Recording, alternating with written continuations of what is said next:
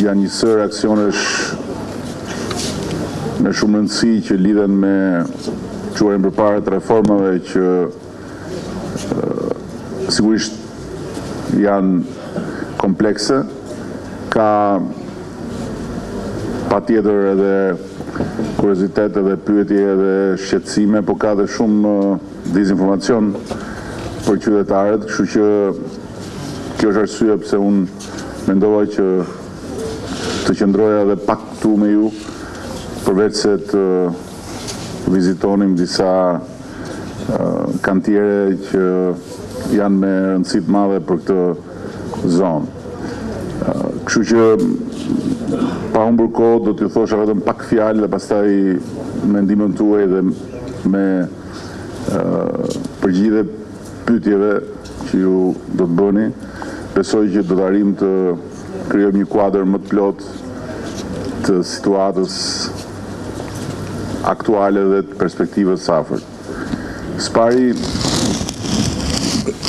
për sa i takon energjisë elektrike, ne jemi shumë të vetëdijshëm që pas zgjidhur përfundimisht problemin e vjedhjes së energjisë elektrike, të gjitha të tjerat janë pesmehiç. Vjedhja e energjisë elektrike është një fenomen që i ka krijuar vendit një plag jashtëzakonisht thellë dhe që ka influencuar ekonominë tonë në mënyrë jashtëzakonisht dramatike. Dhe nëse ne nuk e mbyllim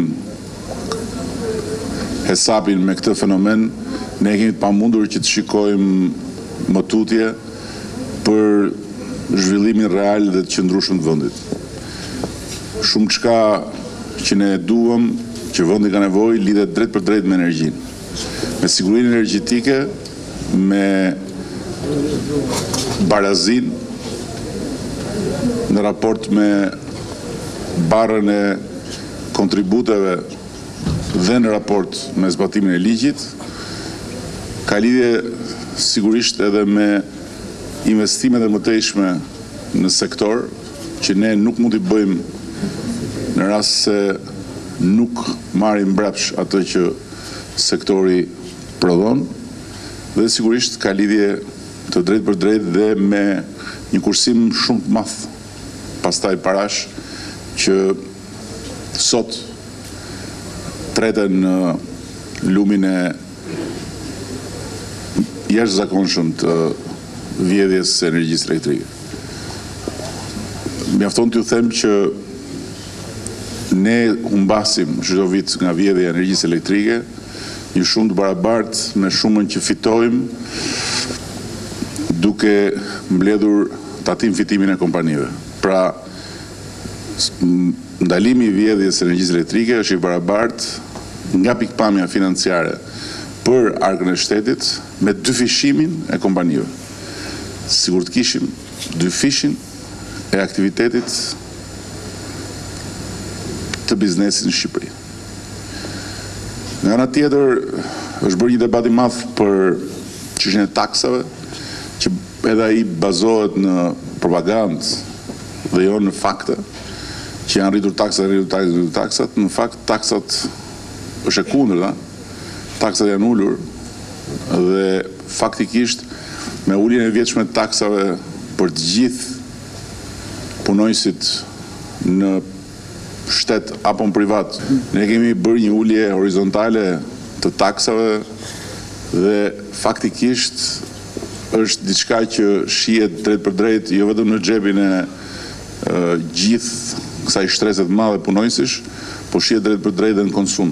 Kemi një rritje të ndjeshme të konsumit që vjen pikërisht nga rritja e fuqisë blerëse. Për sa i përket taksave të rritura në paketën e fundit fiskale, ato janë 3 dhe janë 3 taksa që nuk kanë të bëjnë drejt për drejt me masën e gjerë të konsumatorëve në kuptimin me prekjen e fuqisë blerëse të tyre. Është taksa e karbonit që është shtuar 10 lek.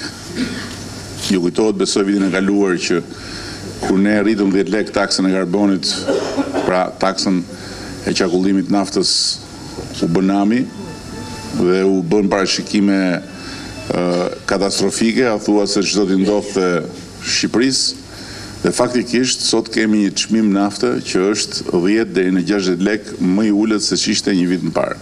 Pra, ajo taks faktikisht është ndjerë në arkën e shtetit dhe është kthyer në investime që po bëhen në gjithë vendin për sa i përket përmirësimit të cilësisë mjedisit urban. Edhe këtu në Fier kemi disa investime që janë produkti drejt për drejt edhe i asaj takse, por nuk kanë ndikuar në xhepin e konsumatorëve. Së dyti është taksa e duhanit, ne kemi thënë këtë gjë dhe unë duhet ta përsëris dhe këtu që ne e kemi rritur dhe do ta rrisim sa të kemi mundësi që ta dekurajojmë duhanin.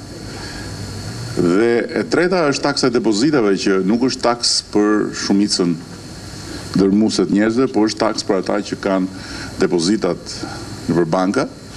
Dhe mjafton t'ju them që në Shqipëri ka 9 miliard dollar që janë depozituar nëpër banka, dhe rritja e taksës depozitave ka qëllim nxjerrjen e atyre parave nga banka dhe investimin e tyre në ekonomi.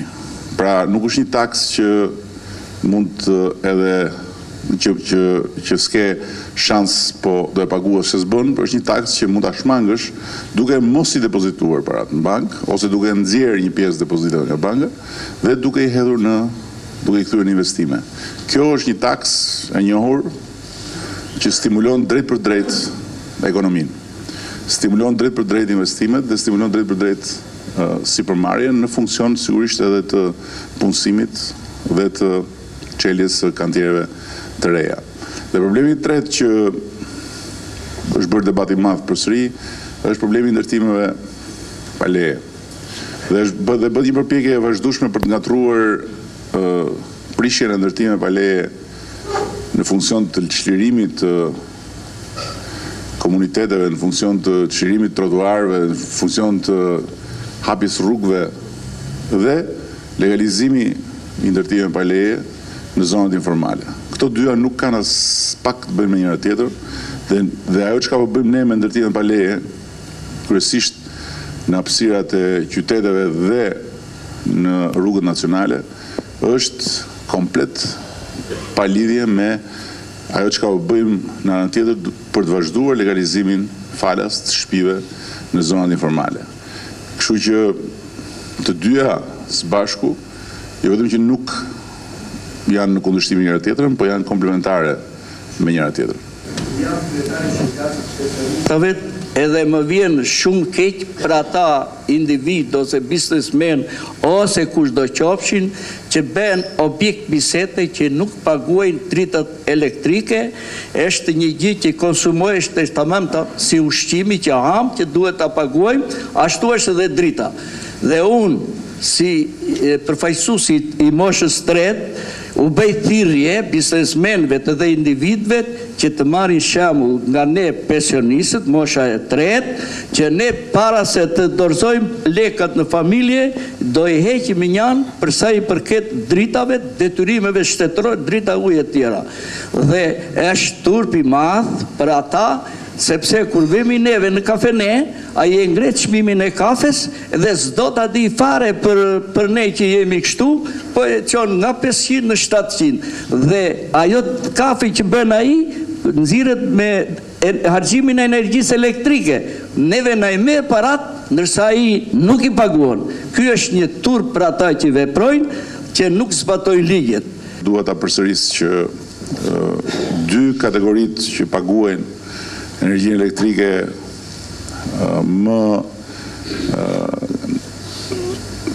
mënyrë korrekte janë pensionistët, janë edhe personat me aftësi të kufizuara. 98% e pensionistëve paguajnë në mënyrë korrekte energjinë elektrike, pavarësisht gjendjes së tyre. dhe 93% e personave me aftësi të kufizuar, invalid, paraplegjik, tetraplegjik paguajnë në mënyrë korrekte energji elektrike. Këto janë dy shifra dhe dy fakte që thonë gjithçka për të gjithë ata që bëjnë zhurmë dhe që shkruajnë në rrjetet sociale që si do ta paguajnë energji elektrike se jemi të varfër.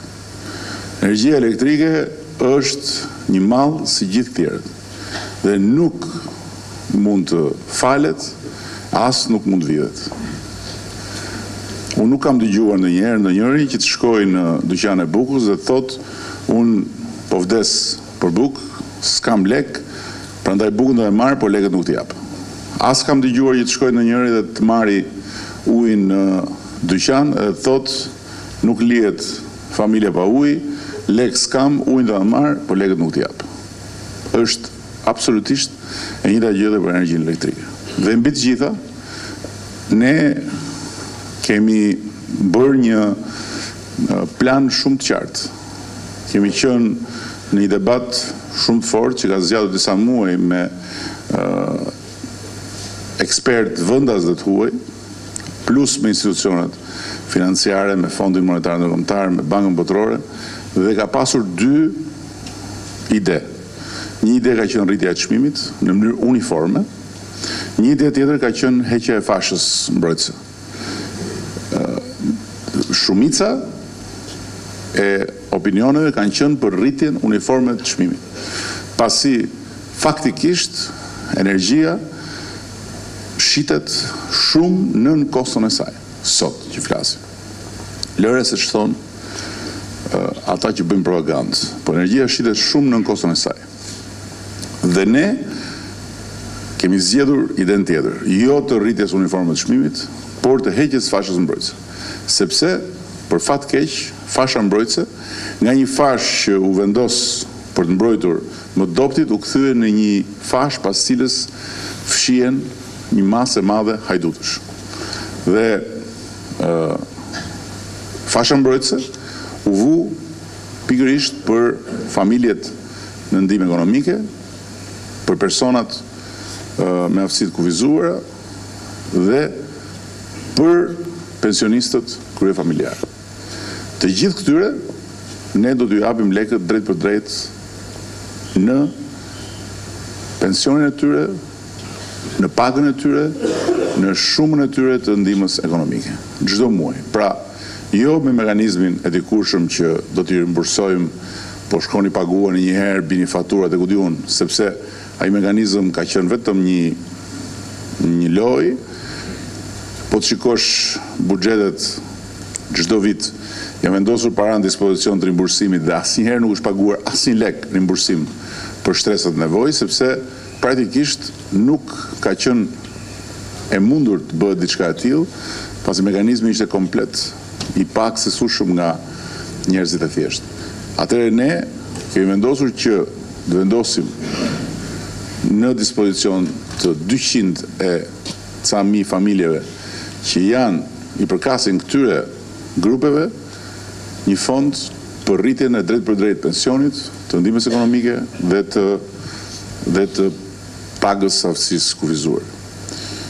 Thënë kjo, heqja e fashës do të thotë që do të shkojmë në një çmim të njëjtë dhe të mesatarizuar. Çmimi i njëjtë mesatarizuar që në asnjë mënyrë nuk do të kap ato tavane për cilat predikon ditë-natë kush do anarki, kush do rrëmuj dhe kush do që Shqipëria të vazhdoj të jetë rrumpall për të mundur të përfitojë nga mjegulla që la pas dhe që kërkon ta shfrytëzojë tani për të penguar punën tonë. Ne jemi shumë të qartë në këtë pikë. Do të bëjmë me çdo kusht eliminimin e fenomenit të vjedhjes së energjisë elektrike. Dhe do të vendosim me çdo kusht barazi para ligjit dhe barazi përpara detyrimeve që secili ka, duke filluar nga energjia elektrike dhe të gjitha tjerat me radhë. Nuk mund të paguajnë pensionistët për biznesmenët. Dhe shembulli që solli zotëria është shumë i qartë. Pensionistët paguajnë kafen, ai që shet kafe nuk paguan energjinë. Kjo është një, ndërkohë që tek çmimi aty ka edhe konsumin e energjisë. Kjo është një gjë e patolerueshme dhe ne nuk do ta tolerojmë dhe do të vazhdojmë intensivisht betejën nga brenda. Nga brenda me të gjithë ata që janë bashkëpunëtorë të hajdutëve dhe që kanë bërë namin në kurisë të kompanisë, në kurisë të publikut dhe në bashkëpunim me hajdutët. Janë arrestuar 2 drejtorë të, më saktë 3 drejtorë të korporatës, 2 aktual dhe 1 ish drejtor, dhe nuk do të ketë asnjë tolerancë për askënd që vjedh ose bashkëpunon për të vjedhur energjinë elektrike. Kjo është e padiskutueshme. Për sa i përket pastaj vazhdimit të punëve publike në këtë qytet, të jeni sigurt që jo vetëm në këtë qytet, por në gjithë këtë qark ne do të shkojmë përpara me hapjen e kantierave të reja, sepse jemi të vetëdijshëm se për shumë kohë Fieri është lënë pas dore dhe praktikisht vetëm këtë vit nga buxheti i qeverisë qendrore Fieri ka marrë më shumë se sa në shumë vitet mbledhjes së bashku. Por objektivi ynë dhe zotimi ynë është që të bëjmë për Fierin në 4 vjet çka nuk është bërë në 20 vjet marrë bashkë. Dhe ta bëjmë patjetër së bashku, duke shfrytzuar dhe potencialet e mëdha që ka ndryshimi që do të sjellë reforma territoriale administrative dhe duke i dhënë kësaj bashkie një vëmendje shumë të veçantë në mënyrë që ekonomia të mund të marrë më shumë frym, në mënyrë që të ketë më shumë investime, të ketë më shumë vetëpunësim përmes biznesit vogël dhe të ketë më shumë jetë gjallë sociale dhe kulturore në këtë territor. Kimema, sekretari Shoqatës Invalidëve të Punës, Qarku Fier dhe Galushja. Ne jemi për zbatimin e ligjit që nxjerr qeveria shqiptare, e kam lidhje me energjinë elektrike. Po dhe nga ne invalidët është një masë që ka vite që nuk e ka paguar energjinë elektrike. A mendoni që krahas muajt të radhës na vini një limit pagese? Unë besoj shumë që të gjitha justifikimet edhe të gjitha arsyet që nxiren për mospagimin e energjisë elektrike janë të gjitha rezultat i një mendësie që energjia është mall pa zot. Dhe kjo mendësi bën që njerëzit ta justifikojnë veten e tyre me varfërinë, me pamundësinë, me ku diun se çfarë tjetër, ndërkohë që fakti që pensionistët, invalidët janë paguesit më të rregullt të energjisë zhvlerëson çdo lloj argumenti në këtë aspekt. Por duke u kthyer tek pyetjet e para, ne po përgatisim një mekanizëm për të gjithë ata që pranojnë marrëveshjen e re me korporatën. Jo për të falur, nuk do falim absolutisht asnjë qindark, sepse nuk janë parat tona, nuk na i ka lënë pas gjyshi apo babai që të bëjmë sadaka me parat e shtetit. Por, për të ndërtuar një mekanizëm lehtësues për të gjithë ata që janë të gatshëm të hynë në një marrëdhënie normale me korporatën dhe me një kohë të kufizuar. Shumë shpejt, ky mekanizëm do të bëhet publik, po punon Ministri i Energjisë, Ministri i Ekonomisë dhe një grup ekspertësh për ta përcaktuar qartësisht se si do të funksionojë mekanizmi me një kohë të kufizuar, duke dhënë mundësinë të gjithëve që të hynë në sistem edhe në rast se nuk i kanë mundësi të paguajnë me njëherë borxhet. Ky mekanizëm, kur të bëhet publik, do jetë shumë i qartë sepse ka disa mënyra që do t'i ofrohen qytetarëve në mënyrë që qytetarët të hynë në sistem, të kthehen në qytetarë që njohin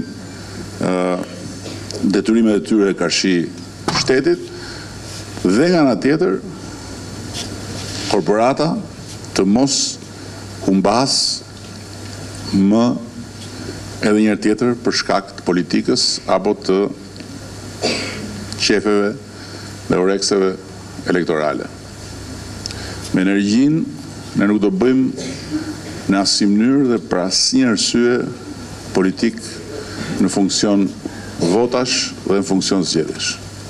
Është pasuri kombëtare, është pasuri e përbashkët, është pasuri që jemi detyruar t'ja u kalojmë fëmijëve tanë të pa cënuar kaq keq saq e kemi trashëguar nga 20 vjet kaos. Dhe sidomos në një politikë qorre e faljes së detyrimeve sa herë afroheshin zgjedhjet, e cila ka sjell në fakt rritjen e vjedhjeve dhe uljen e arktimeve. Po të shikoni grafikun sa herë janë falur detyrimet, janë ulur në mënyrë drastike arktimet, sepse normalisht edhe njerëzit që paguajnë thonë po mirë, me që ja u falën këtyre, po rritën e papaguar ca kohë se do na falin dhe neve. Se nuk janë budallëj ata që respektojnë ligjin. Po problemi këtu në këtë vend kështu erdhi, që kush respekton ligjin dhe kush paguan detyrimet, trajtohet si budalla edhe nga vetë shteti, edhe nga vetë qeveria që e ka mendjen se si t'ju bëj qefin për 20 vitesh atyre që nuk respektojnë ligjin. Se si të mbylli syt përpara atyre që vjedhin energjinë, para atyre që bëjnë ndërtime pa leje, para atyre që zaptojnë toka, para atyre që nuk duan t'ia dinë për asgjë, vetëm se kanë vota. Kjo është e pafalshme dhe nuk do të vazhdoj më.